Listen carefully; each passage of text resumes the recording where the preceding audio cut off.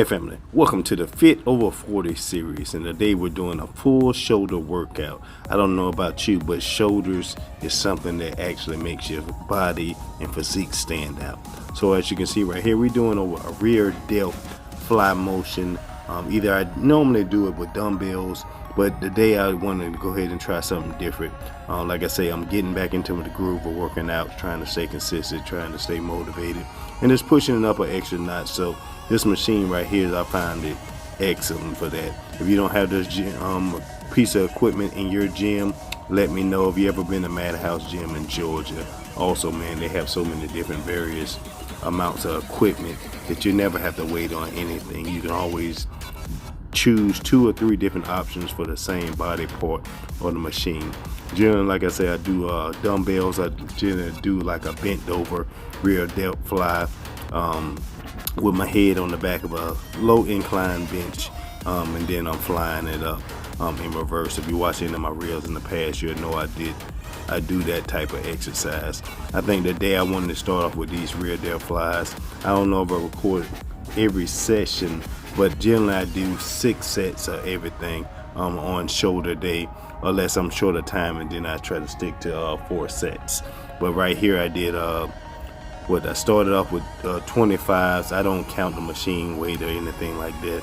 I just try to do what I can do. So I started with 25, and I think I did 30s. Then I added 10 pounds on each side, so I just count 35. And I did 20. Then I added another 10 and did 10s reps. So just 6 sets. And I just started with this rear delt flies. Let me know your thoughts, man. Let me know if you tried this machine right here. What's your thoughts on it? Do you recommend holding it at the top? Generally, I try to get a nice squeeze after each contraction, at least a second or 2 seconds, or as long as I can, depending on how heavy it go, how quick I fatigue. But I at least try to go to failure on every set that I'm doing currently right now, unless it's like a pump up day or recovery day. Since I am currently getting back into the groove and working out 6 days a week, even though I don't have a contest in mind, I just want to get my body used to the changes before I start ramping it up a notch. And I think right now we're getting to do a 3-day leg day workout just to build back up my legs, to get more of a balance and get that overall look in my physique. But just comment below, let me know your thoughts. Yeah, if you got any ideas for shoulders, just let me know. If you got any questions, comment below, share your thoughts, and let me know what you think. Like I said before, I generally warm up with these. Face pulls is another one that I either warm up with. So either I'm going to use this type of machine if I'm in a gym, or dumbbell rear delt, or I also do face pulls. So just trying to switch it up a little bit, but generally my main movement is going to stay the same. Just wanted to show y'all different angles on this. As you can see right there, that's the extra 2 10s on each side, and this is my last set right here. So I'm finishing 6, and then I go, since my shoulders is warm up, then I go to my heavier movements. Sometimes I used to do front raises, side raises to warm up, or face pulls to warm up, but generally, like I said before, just stick it out, switch it up every now and then, and go from there. As you can see right here, even after that, I'm still warming up with this military press. As you see, I don't need a spotter. This machine right here allows you to pull it forward a little bit to give it in perfect position, and then you can go ahead and put it back, and it's automatic right back in spot. And even if you can't lift no more, or something happens, God forbid, an injury or anything, you can drop the weight, and you got the safety bars right there also. That's why I just love Madhouse Gym. A lot of these conventional gyms might not have equipment like that. I didn't record every 2 sets on this one. I think I just record the singles, but I generally do everything 2 sets on there. But I believe on this one, did I just go up? I may or may not have went up after each warm-up set. So I did 95, now I got 15s on each side equaling 30.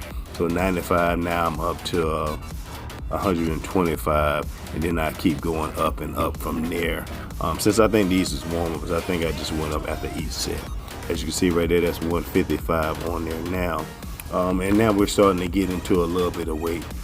Pull it forward, focus on form, concentration, and just keep pumping it out a little bit. I think I'm gonna switch it up a little bit to just show y'all different angles out there, man. But I'm trying to get these shoulders, like I said, I want them to be one of the best in the business, and also it'll help create that flow or more balanced look. Since my legs not the biggest, I'm also doing some different things out there. Like I said before, now it's up to 185. And I don't really go too wide of a grip. It's a wider grip for me because I do have pretty nice wide shoulders. But as you can see, I'm going down, touching my nose out there. You see that head shining, but we just do what we can do, man. So I don't know if y'all like barbell military press. Do you touch your chest, or do you touch your head, or do you touch your nose? The nose seems to work good for me, but I also, if I'm going extra heavy, I just go to the top of my head and go up. As you can see right now, my guy asking about that pause at the end. I mean, that's just an old powerlifting technique in me. You know, after each rep, you don't only pause a second or 2 seconds, then you go up. So even on my last set, even though I really don't have too much left, I paused at the end before I went up to finish that set. I'm gonna say for military press, or for shoulders period, I love barbell military press. Like I say, it can be tough, it can be difficult. I like the machines also. I think it's a little bit more safer, but you don't have to push it too hard. You don't have to go as hard as you can. And I think what we went up to 215 pounds on here, and like I said, I was feeling good, but I didn't want to push it. So that 185 I did 2 sets, and this one I do 2 sets. So I think I just even out with, like I say, everything 6 sets, and I just did, I think, 10 reps maybe on this one, even though I could have pushed it or grinded out a little bit more. I wanted to get that pause in there just to get my body adjusted to handling that weight and going from there. As you can see, just like I said, different angles. 8, and that's a 211. So I wondered, did I just do 2 or did I do 3 sets on this one? I might even did 4 sets just to push it, because generally, like I said before, military press is some of my main movements. I could have been short of time, and I know I wasn't gonna hit the machine press after it, so I just do 2 extra sets with that same weight, and that's what it looks like. I did maybe 8 sets on this one, made it my main movement. And I do that sometimes. It's a trick. You can do that for anything. Either you're doing focus on back, you focus on chest. Like I might pick an exercise, say I'm doing incline chest press. I'll warm up with that and make that my main set. I do 8 sets, and then everything else decline flat. I do 6 or 4 reps. Now we're just moving on to my front dumbbell raises.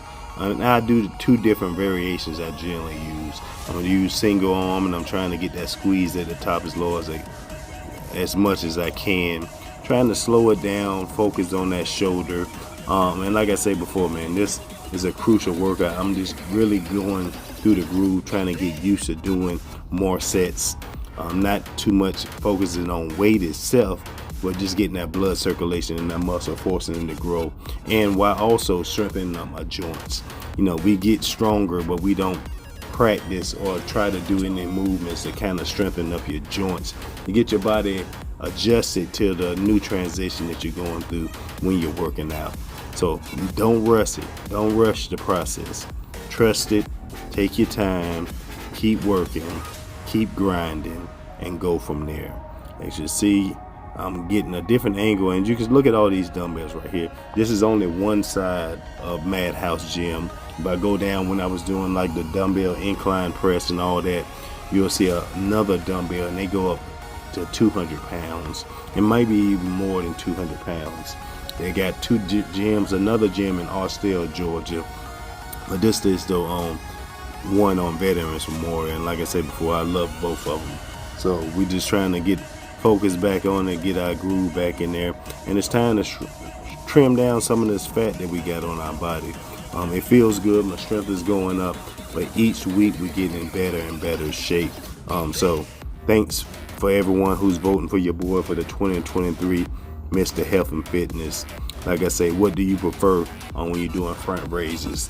You can either do cable front raises. You can do front raises with your dumbbells, but you can have it with your palms facing to the ground.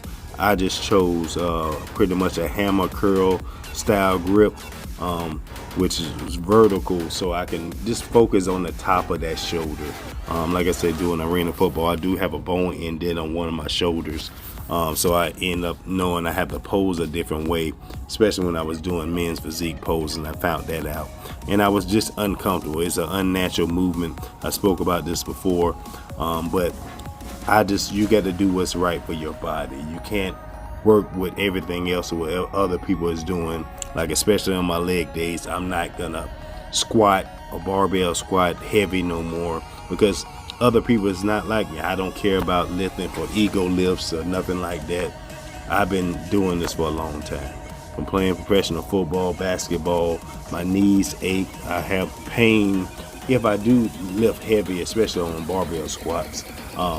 Hip flexors, the movement is just unnatural now for me due to probably age and a little bit of arthritis and aches and all the other things in there.